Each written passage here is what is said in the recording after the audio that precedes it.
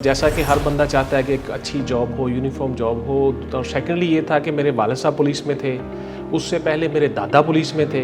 तो घर में एक इस तरह का माहौल था, मुझे पुलिस अच्छी लगती थी, तो इसलिए मैं पुलिस में आ गया जी। मेरे अंदर से एक शौक़ था कि मैं ज़्यादा से ज़्यादा नॉलेज, इल्म हासिल करूँ, इल्म की प्यास थी, जिसकी वजह से मैंने मास्टर्स किए, उसके साथ साथ मैंने लॉ किया।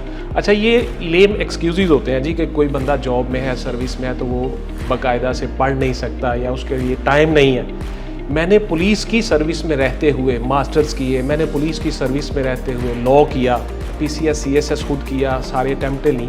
तो इस हवाले से अब जो मेरे पास नॉलेज था, मैंने सोचा कि मैं ये बच्चों को बताऊं, बिकॉज मैं जब जाता था कॉलेजेस यूनिवर्सिटीज़ में लेक्चर देने के लिए ऑनरेडी, तो बच्चों को किसी चीज़ का पता नहीं होता था। अगर उसको पता चल जाए एसएचओ को कि मेरे अपने ज़ाती इख्तियारात कितने हैं, वो खुद से ही बेचारा हार्ट अटैक आ जाए उसको।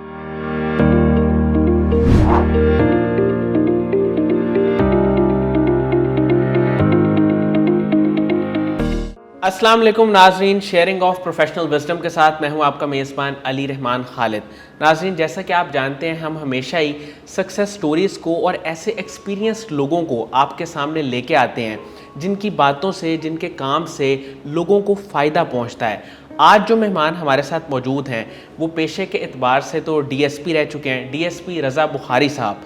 इन्होंने अपनी 30 साल की सर्विस भी दी और इसके साथ साथ आजकल ये कामयाबी से अपना एक यूट्यूब चैनल चला रहे हैं बुखारी स्पीक्स के नाम से। हम इनसे जानेंगे कि पुलिस की सर्विस के साथ साथ अपना यूट्यूब चैनल चलाना, इसके पीछे क्या विजन था, क्या इनके अंदर एक पैशन था जिसको फॉलो करते हुए ये अपना यूट्यूब चैनल भी चला रहे हैं और अपना काम भी कर रहे थे।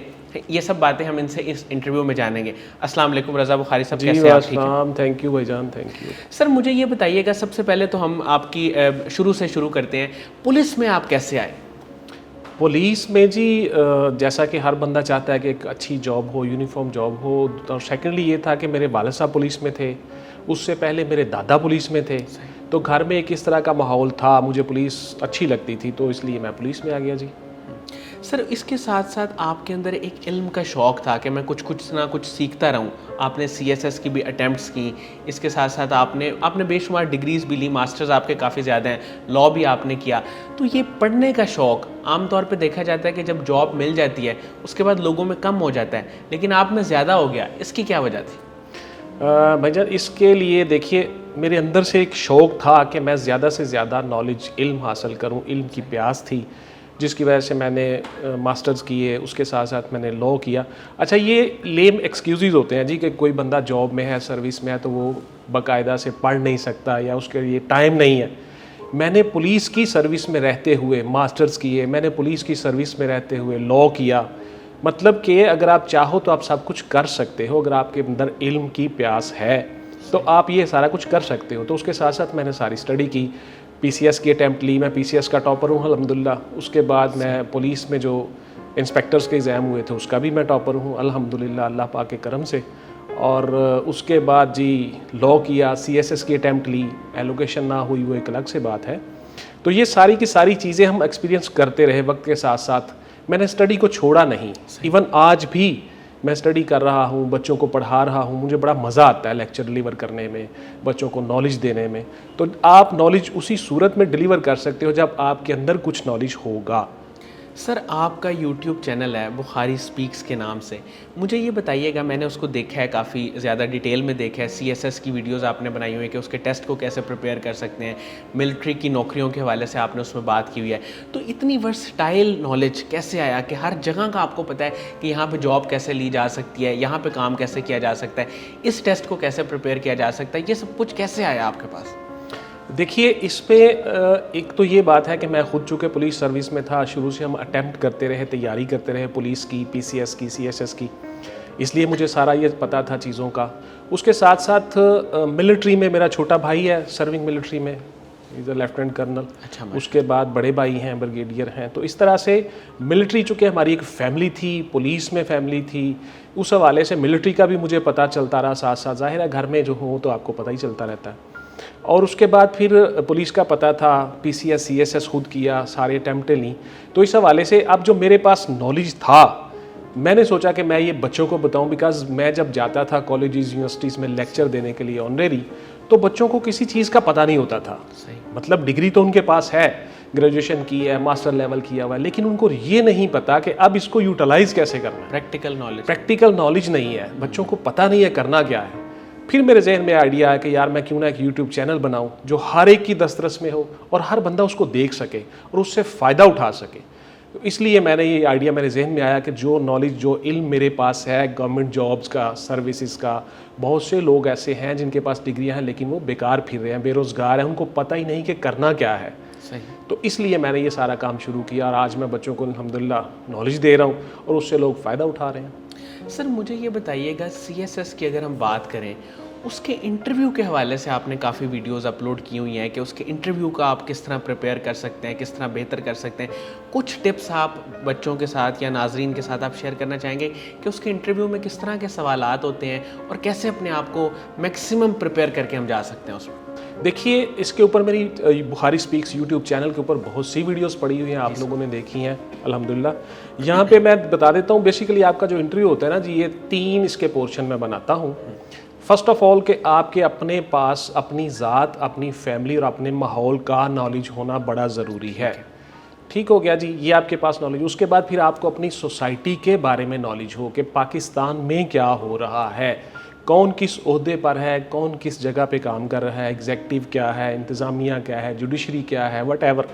उसके साथ साथ पाकिस्तान की जियोग्राफी, पाकिस्तान की हिस्ट्री, सही, ये सारी चीज़ों का आपका पता हो। और तीसरा पोर्शन आपका आ जाता है इंटरनेशनल लेवल पे कि इंटरनेशनल लेवल पे करंट इश्यूज़ क्या है, करंट पर्सनैलिटीज़ क्या है, कौन कहाँ पे काम कर रहा है, किस मुल्क में क्या इशू चल रहा है। मिसाल के तौर पर आजकल यूक्रेन में वॉर छिड़ी हुई, आपको पता ही है, ऐसे वो उस इशू पे बात हो सकती है। अफ़गानिस्तान के इशू पे बात हो सकती है, जो बच्चे अभी CSS में जा रहे हैं अटैम्प्ट लेने के लिए। उसके बाद ईरान के ऊपर बात हो सकती है। देन फिर UNO का उसमें क्या किरदार है, कश्मीर के ऊपर बात हो सकती है। यानी वर्ल्ड में जितने बर्निंग इश्यूज चल रहे होते हैं उनसे रिलेटेड पर्सनैलिटीज़ और उनसे रिलेटेड जियोग्राफी। अब जियोग्राफी को भी हम 2 हिस्सों में तकसीम करते हैं, एक आपकी होती है फिजिकल जियोग्राफी, एक आपकी होती है ह्यूमन जियोग्राफी। तो दोनों के ऊपर क्वेश्चंस आते हैं।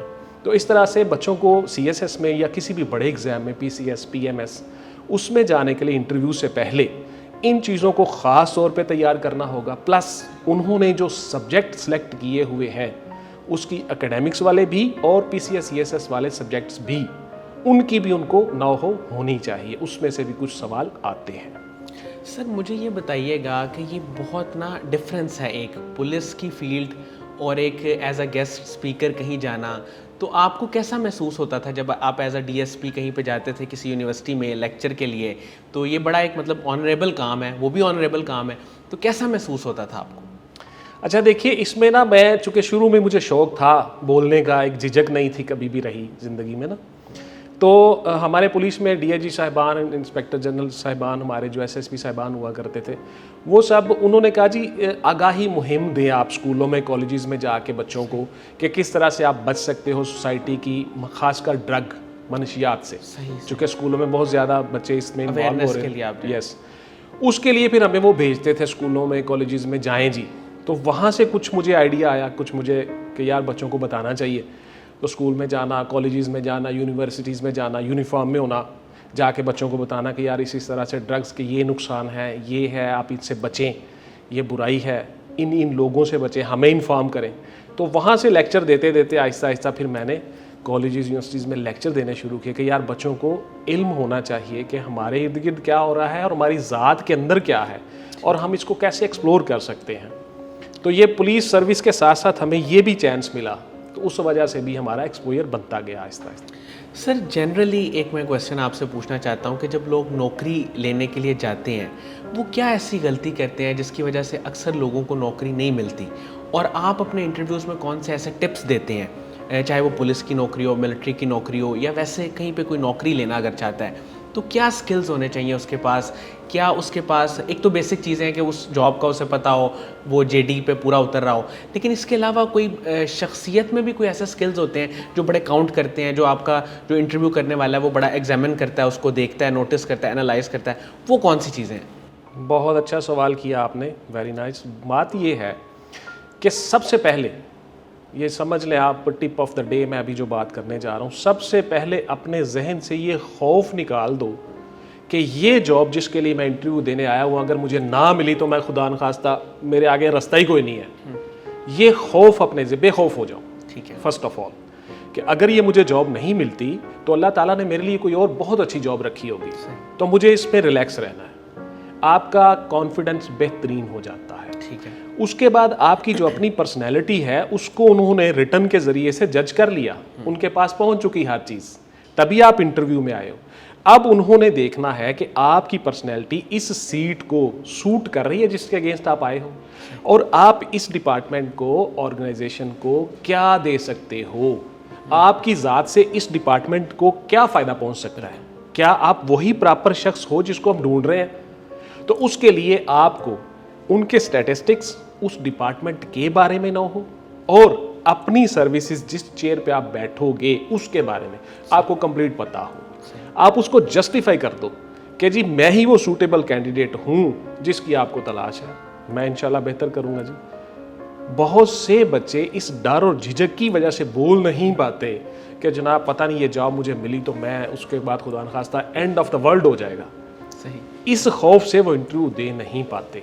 तो आपकी ज़ात के अंदर बी प्रैक्टिकल, झूठ नहीं बोलना, हमेशा सच बोलना है, प्रैक्टिकल होना है, और नेगेटिव नहीं सोचना। सही। ये 3 ज़ात के अंदर काम कर लें आप आहिस्ता आहिस्ता सक्सेस की तरफ बढ़ना शुरू कर दोगे अल्हम्दुलिल्लाह। सर, आपकी ज़िंदगी में कोई ऐसा लम्हा था, इंसान चूँकि सीखता रहता है, लर्निंग फेज़ में रहता है, जब आप थोड़ा सा घबराते हो, झिझकते हो या कॉन्फिडेंस की कमी हो, तो आपने इन चीज़ों को कैसे मैनेज किया?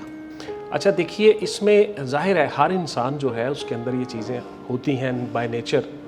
इंसान नेचुरली कमज़ोर है, उसको ओवरकम करने के लिए मेरा ख्याल जो ज़ाती है, बहुत से बाइल्म लोग हैं, मेरा ज़ाती ख्याल ये है कि आपको अपने नॉलेज को ज़्यादा से ज़्यादा इन्हांस करना चाहिए, नॉलेज बढ़ाना चाहिए, अपनी स्किल्स पे काम करना चाहिए, बेहतर से बेहतर करना चाहिए। Self development. Yes, self improvement, self development बहुत ज़रूरी है।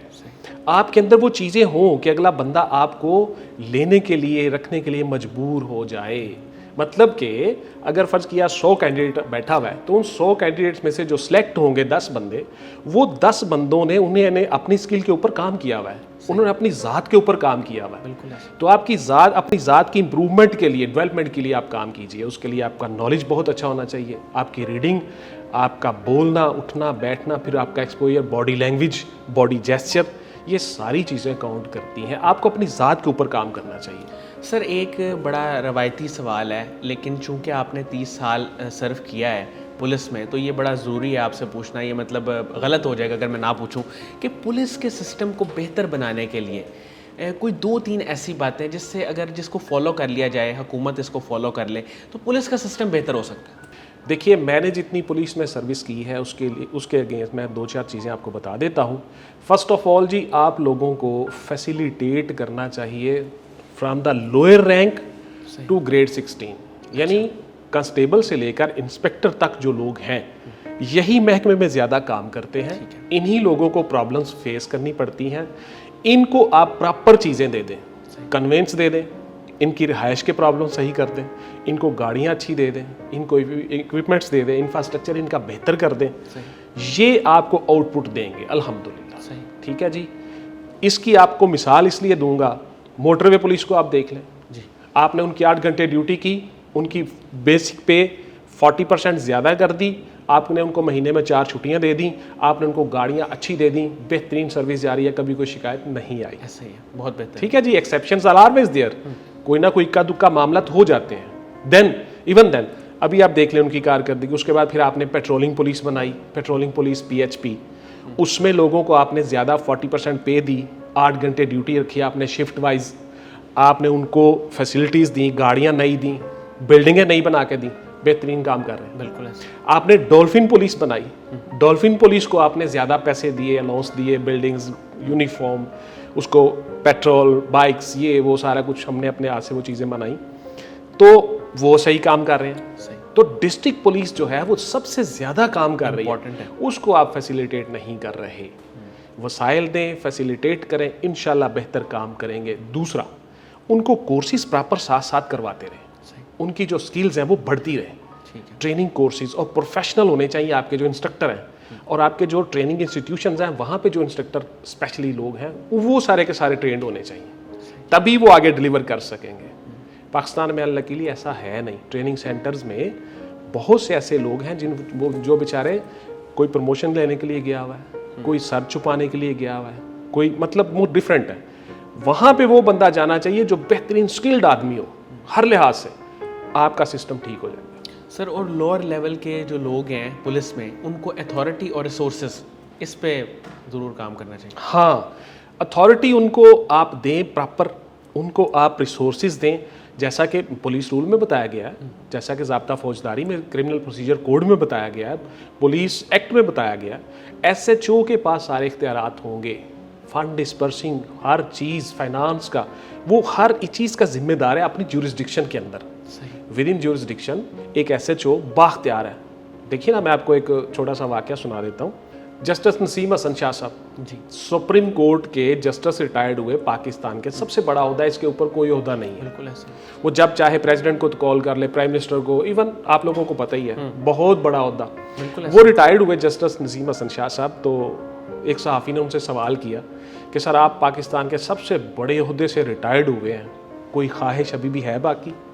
को दिल में ऐसी ख्वाहिश जो आप काश ऐसा होता? उन्होंने कहा हाँ है, काश के मैं SHO थाना होता। अच्छा, वो सारे परेशान हो गए सहाफ़ी हर्ज को कि यार सर ये कैसे? उन्होंने कहा SHO थाना के जितने इख्तियारात हैं, अगर आपको पता चल जाए आपको हार्ट अटैक हो जाए। अच्छा, इतने ज़्यादा इख्तियारात हैं SHO के पास। अगर उसको पता चल जाए SHO को कि मेरे अपने ज़ाती इख्तियारात कितने हैं, वो खुद से ही बेचारा हार्ट अटैक आ जाए उसको। ये जस्टिस साहब के अल्फाज थे और इसमें कोई शक भी नहीं है।